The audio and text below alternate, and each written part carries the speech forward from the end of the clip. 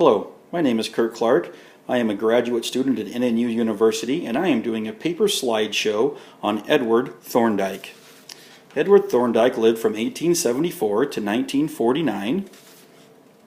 He is probably most famous for his work in psychology, for his work on learning theory that led to the development of operant conditioning within behaviorism. I've created kind of a timeline of his life that we will go through. In 1895, he graduated from Wesleyan University. In 1898, he was awarded his doctorate from Columbia University. And it was in 1898 that he became most famous for his puzzle box experiment. Now, his puzzle box experiment kind of focused on behaviors in cats.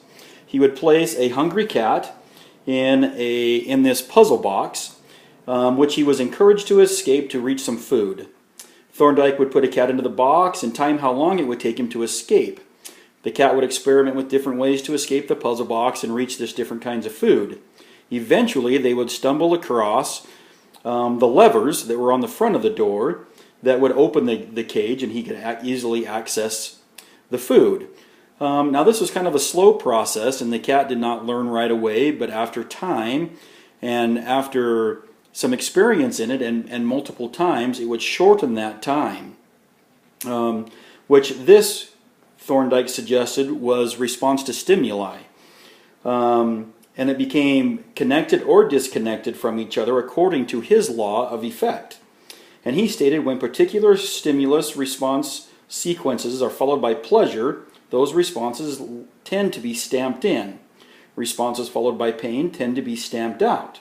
So the final interpretation of the law of effect was the immediate consequence of a mental connection can work back upon itself to strengthen it. So the cat would take it longer, but eventually it would learn that as long as it would hit that lever in the end, that it would be able to get out and get the food.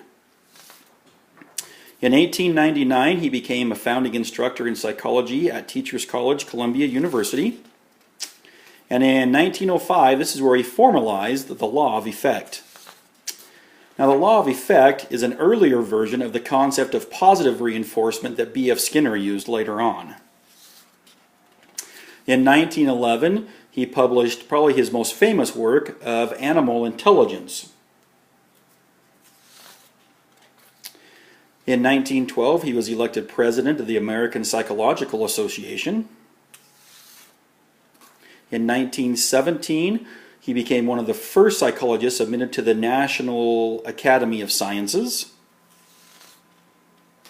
In 1921, he was ranked number 1 as an American Man of Science. In 1934, he was elected president of the American Association for the Advancement of Science.